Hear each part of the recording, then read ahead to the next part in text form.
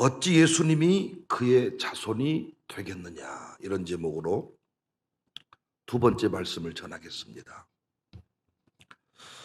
유대인들은 예수님을 다윗의 자손이라고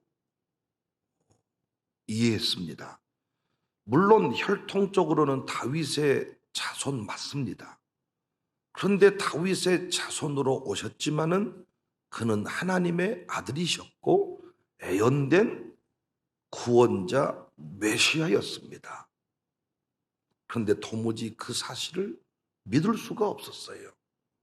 아니, 어떻게 예수란 이름은 너무 당시에 익숙한 이름이었고 나사렛 예수, 그 동네에서 함께 살았던 그를 다윗의 혈통을 타고 오셨습니다. 특별히 고난의 종으로 오셨어요. 십자가에서 죽으셨어요. 어찌 그를 하나님의 아들로 구원자 메시아로 이해할 수가 있었겠습니까? 그래서 우리 어제도 사도행전에서 공부를 했잖아요. 성령이 임하시니 성령의 능력을 통하여 베드로와 요한이 깨닫게 된 게 있습니다. 구원자에 관한 깨달음입니다. 이 나사렛 예수가 구원자였음을 깨닫게 된 것이지요. 고난당하셨고 죽으셨고 부활하신 그 나사렛 예수님이 구원자다, 이 사실을 깨닫게 된 거예요. 세상의 지혜로 감히 깨달을 수가 없는 내용입니다.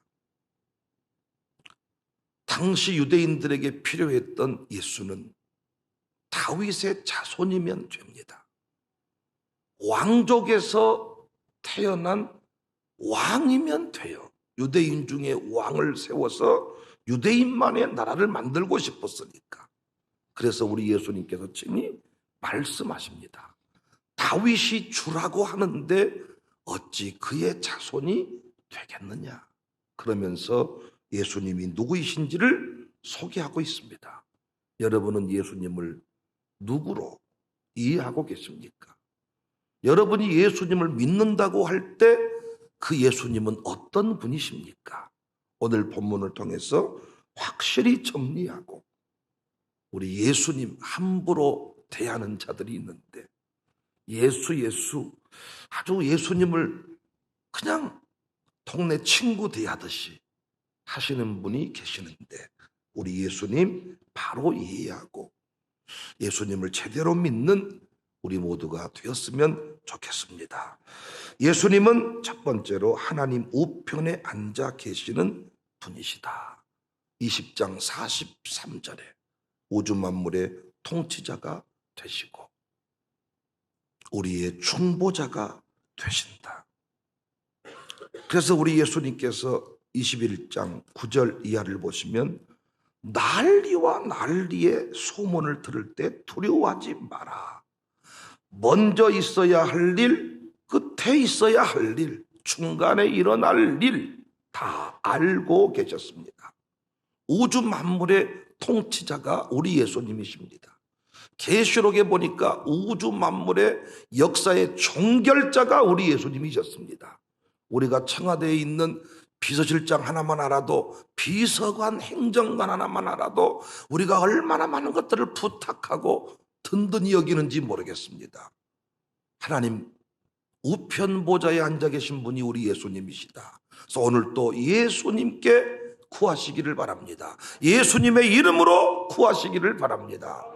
예수님께서 다 하나님께 구하고 응답의 역사 허락하실 것 믿으십시오. 두 번째, 우리 예수님은 심판자이십니다. 심판자. 20장 47절에 엄중한 심판을 받는다. 심판자이십니다. 계시록 19장에도 심판자의 모습으로 오십니다. 심판자. 우리 예수님은 세 번째로 과부의 투렙돈을 전부 다고 여겨주시는 분이십니다. 21장 2절 4절에 가난한 과부가 투렙돈을 넣는 것을 보시고 너는 전부를 넣었도다.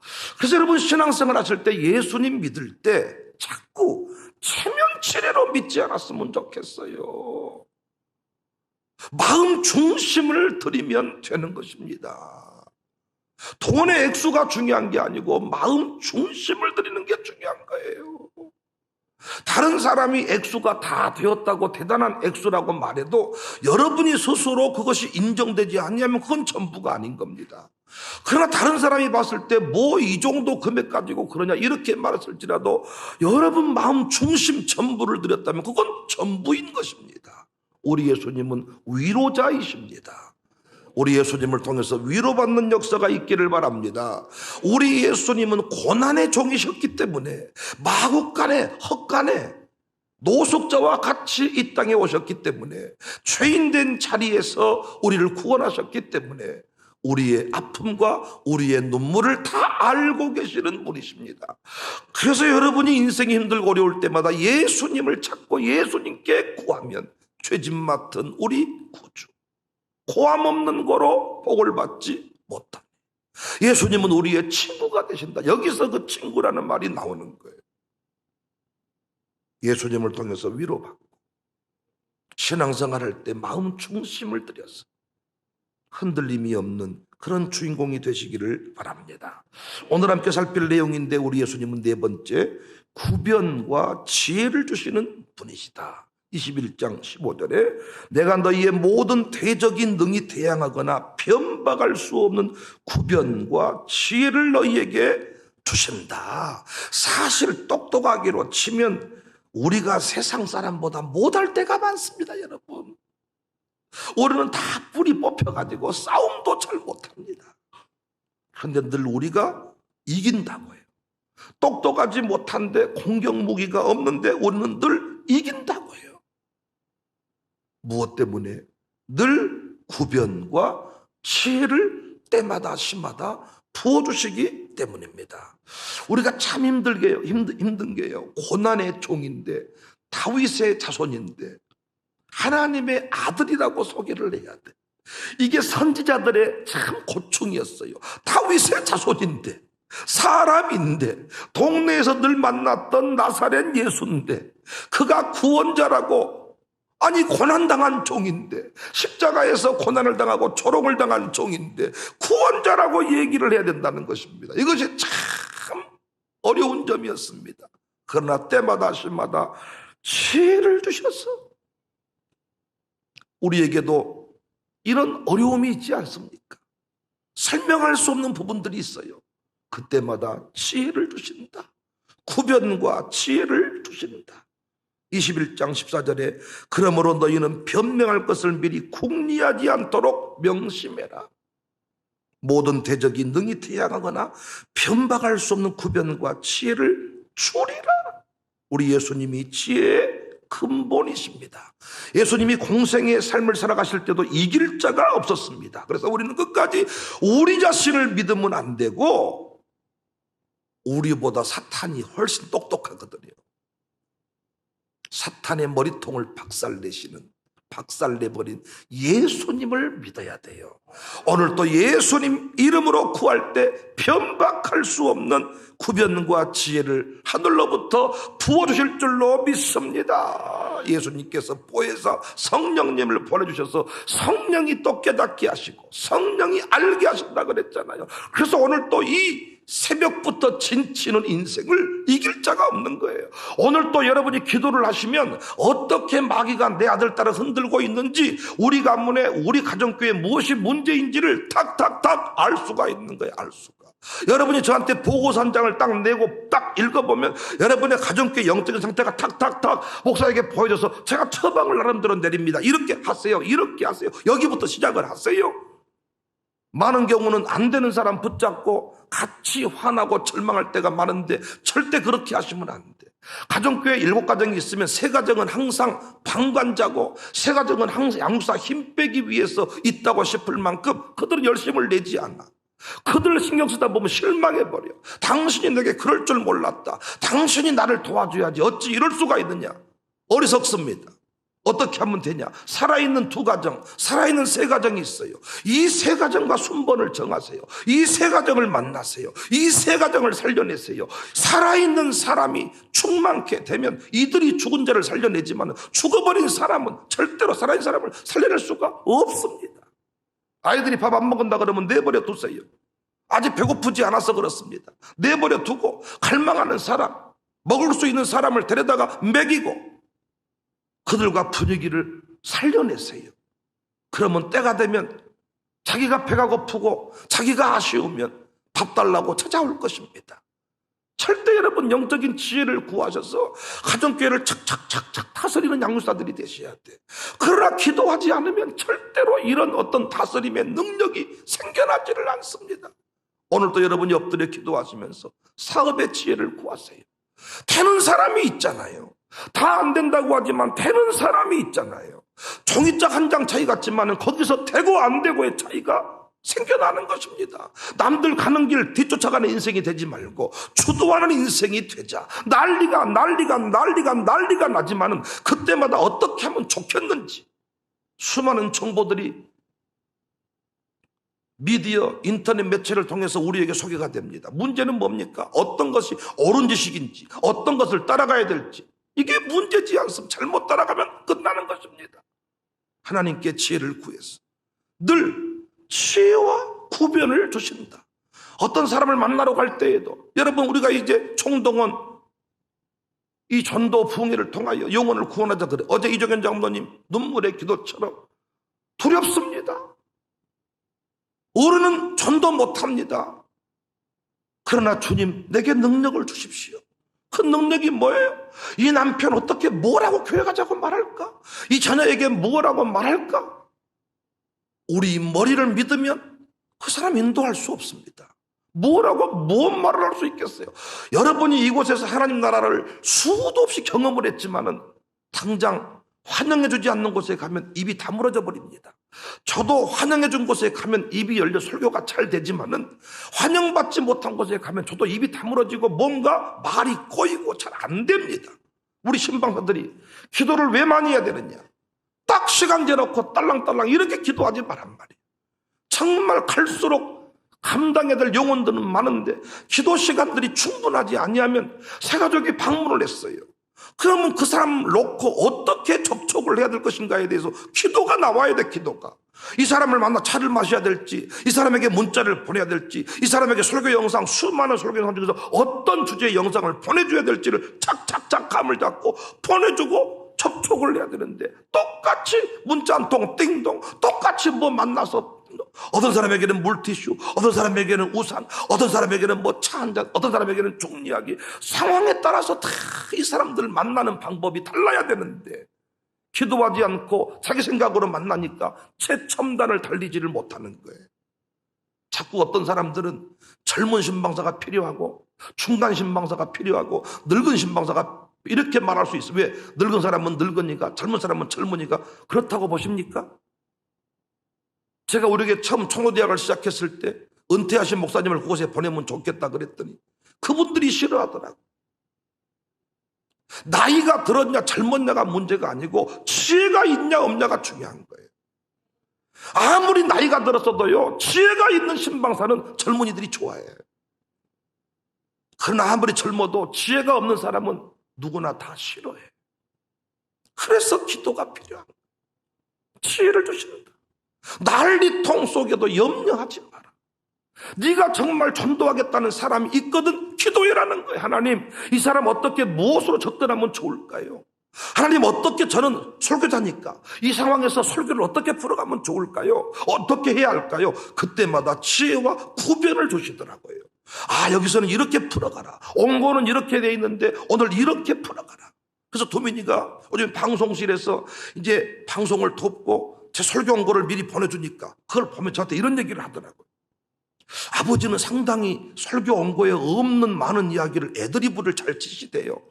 애드리브를 친다고 지가 설교 원고를 받았는데 원고에 없는 얘기가 많이 들어가고 나가고 한다는 거예요. 지가 봤을 때 이게 애드리브 같지만은 이게 여러분, 제가 30분 전에 와서, 물론 그 전에 복양실에 와 있지만 우리 부교자들에게 설교할 때 30분 전에 와서 설교 원고를 놓고 다시 설교해봐라. 그럼 여러분, 그 설교 원고를 놓고 다시 기도하잖아요. 거기서 또 들어가고 나가고가 반복이 된다고요. 어떨 때는 설교 원고대로 안 가버려요. 없는 얘기가 더 많이 나옵니다. 지혜와 구별을 주시는 그 영적인 세계를 우리가 이해하고 나가야 돼. 선생님들이 기도하지 않고 이번 한 주간 동안 다 출근하라 그랬어요. 제가 이제는 개학을 앞두고 한 주간 동안 기도하면서 무엇을 어떻게 접근을 해야 되는지. 그런데 자꾸 선생님들이 부모랑 부딪히고 학생과 부딪히는 사람들이 있어요. 학생이 문제라고 말하는 사람이 있어요. 물론 제가 학부모를 만나면 다르게 말해. 선생이 문제라고 말하는 학부모를 제가 또 책망을 하죠. 학부모와 자꾸 부딪히는 선생님의 문제는 뭔 줄 아세요? 기도하지 않았던 선생님이에요. 기도를 해보면 왜 학부모가 튕기는지를 알아야 잘해야지. 왜 그 학부모가 나를 돕지 아니할까? 이걸 알아야 되는데 가는 곳마다 흉보고 돌아다니는 거예요. 우리 학부모는 이게 문제입니다. 누구 엄마는 이게 문제입니다. 그 말이 안 들어갈 것 같았습니까? 제가 김 집사, 박 집사를 흉보고 돌아다니면 박 집사님 귀에 그 말이 안 들어갈 것 같냐 그 말이에요. 왜 학부모가 내게 협력자가 되지 못할까? 학생이 30명도 아니요. 우리 학생들 기껏해야 5명, 10명 안짝인데 그 학부모를 못 다스려가지고 뭐라고 말을 만들어내고 알고 학생을 만나고 알고 학부모를 만나서 누구누구 집사님, 누구누구 엄마 이게 좀 힘드셨죠? 내가 이 부분 이렇게 하고 있으니까 그래서 그 부분을 탁탁 터치를 해줘야 되는데 선생님들이 이런 지혜가 없어 지혜가. 그래서 여러분 제가 왜 새벽 기도하는 선생님을 원하느냐? 좋은 자격증이 있다고 사람을 만질 수 있는 게 아닙니다. 영과 혼과 몸을 흠없이 보존하고 성장시키려면 혼적인 수준에서만 기껏해야 독서 많이 하고 인문 고전을 많이 읽은 사람 수준에서 역사를 꿰뚫는 선생님만 필요한 게 아니에요. 영적인 흐름을 알지 못하면 아이 못 잡습니다. 음란마귀가 그 아이를 붙들고 있다. 교만의 마귀가 그 아이를 붙들고 있다. 이거 못 봅니다. 영적인 전투에서 승리를 내야 그 학생이 비로소 고분고분해집니다. 우리는 지혜와 구변을 주시는 그 예수님의 역사, 성령님의 역사, 찬송인도도 그냥 합니까? 제가 왜 기도하라고만 하느냐? 선곡부터 중에 선곡부터. 노래의 기본은 선곡입니다. 선곡. 나에게 맞는 노래, 그 상황에 맞는 노래, 이거 못 정하면 끝나는 거예요. 수많은 여러분이 지금 이 시대에 가요 관련된 프로그램들을 보시지만은 심사위원들이 첫 번째 하는 얘기가 뭐냐? 곡을 잘못 정했다. 당신에게 안 맞는 곡이다. 그 상황에 맞지 않는 곡이다. 그 곡을 선정하는 것부터가 중요한 것이죠. 설교자로 말하면 본문 설정, 본문 하나 정하는 것이 설교의 사실은 성패를 갈라버리는 거예요. 우리 교회는 어떤 상황에도 두려워하거나 도피하는 인생이 되지 마십시오. 그때그때마다 구변과 지혜를 주시는 그 예수님을 믿고 나아가시기를 주님의 이름으로 축복합니다. 5번째, 우리 예수님은 머리털 하나 상치 않게 하시는 분이십니다. 21장 18절에 너희 머리털 하나도 상하지 아니하리라. 부모들이 종종 내가 무슨 수를 써서라도 너를 지킨다, 내가 무슨 수를 써서라도 너를 살린다 이렇게 말하지만 웃기는 소리 하지 마세요. 5월의 아침이라는 드라마를 잠깐 봤습니다. 광주 5.18 관련된 드라마더라.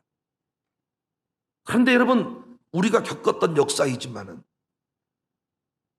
아버지가 국가보안법을 위반했다고 동네에 사는 후배뻘 되는 사람이 그 정보부라고 합니까? 거기 직원이 돼가지고 잡아다가 멀쩡했던 달리기 선수였던 그 아버지 다리를 고문하고 구타해서 쩔뚝발이 만들어버렸어요. 근데 나중에 자기 딸이 어떤 시위에 참여해서 문제가 됐습니다. 유력자 딸과 함께 그 일을 했는데 이 국가보안법 위반했다는 아버지 딸이 모든 누명을 다 쓰는 거예요. 자기가 주도하지 않았는데 자기가 주도했다고 진술을 쓰라고 하니까 이 딸이 끝까지 나는 잘못한 적이 없습니다. 이렇게 막 고문받고 있는데 아버지가 그 지도실에 들어오는 거예요. 그러니까 딸이 아버지를 잡고 아버지 나 잘못한 거 없어요. 아버지 나를 빨리 고쳐서 빼주세요. 그때 아버지가 딸 손을 잡고 눈물을 흘리면서 네가 했다고 말해라. 아무 소리 하지 말고 네가 했다고 말해라. 같이 눈물을 흘리면 아빠 왜 그래? 아빠 내가 뭘 잘못했어? 내가 하지 않았잖아. 아버지가 알고 있잖아. 아무 소리 하지 말고 네가 했다고 해라. 아버지가 그 고문을 하니까, 이길 수 없음을 하니까 빨리 이 취조관들이, 이들이 고문하는 사람들이 원하는 답을 빨리 써놓고 나가자. 그 뒤부터 이 아버지와 딸은 평생 원수처럼, 나중에 아버지 시신 붙잡고 오열하는 그 딸을 보았습니다. 권력자 앞에 아프가니스탄 지금 사태를 보지만 내가 너를 살린다. 어떻게 살립니까? 철조망 너머로 아들을 던져버렸다. 이 아이라도 살려주라고. 그랬더니 그 아버지가 그 아이를 안게 되었다. 이런 가슴 아픈 이야기들이 흘러나오던데, 어떻게 우리가 자식을 살립니까? 어떻게 우리가 자식을 책임을 집니까? 하지만 우리 예수님은 다르신 분이십니다. 우리 예수님이 너 죄의 일을 감당하다가 난리와 난리통 속에 끌려가고 고문당할 수 있겠지만 머리털 하나 상치 아니하게 하신다. 이렇게 우리 예수님이 말씀을 했는데, 이게 가능한 것은 우편보좌에 앉으신 분이고 우주 만물의 통치자이시고 전능자이시기 때문에, 이걸 인간의 관점에서는 이해할 수 없는 일, 유대인들의 입장에 이걸 이해할 수가 없어. 선지자들도 인간의 이 지식으로는 이걸 태어날 수가 없는 거지요. 고난의 종이신데, 나사렛 예수인데, 그의 아버지가 요셉인데, 그의 어머니가 마리아인데, 어떻게 이가 인류를 구원할 자라고 메시아라고 말할 수가 있겠냐, 그 말이죠. 여러분도 그래서 기도하지 않습니까? 오늘 또 성령님의 역사를 통하여 이 예수님이 누구이신지 확실히 깨달아지기를 바랍니다. 내 아들 딸을 책임질 리가, 내 기업을 책임질 리가 내 머리통이 아니고 내가 아는 권력자가 아니고 우리 예수님이신 줄로 믿으시기를 바랍니다. 우편보좌에 앉으신 그분, 우리의 진정한 뒷배는 우리 예수님이세요. 진정한 뒷배. 우리 아는 국회의원들이 불리하면 전화 안 받아버려요. 정치적으로 어떤 이해타산이 맞아야 도와주는 거예요. 그들의 도움은 제한적이고 계산적입니다. 그러나 우리 예수님의 도우심은 다릅니다. 그래서 저는 진짜 자식을 사랑한다면, 진짜 양육사가 자기 가정교회 식구를 사랑한다면 기도하지 않을 수가 없지요. 내가 도울 힘이 없어요. 우리가 기껏해야 돈 200만 원 가족은행 우리 추가라고 기도하고 모아서 기껏해야 200만 원씩 몇 사람이나 도와주겠습니까?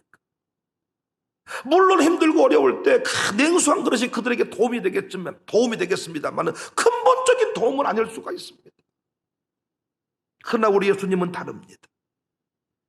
그래서 나는 우리 젊은 부모들이 좋은 이유식만 먹이는 것에 신경 쓰지 말고 기도하는 어미가 되라. 기도하는 어미가 되라.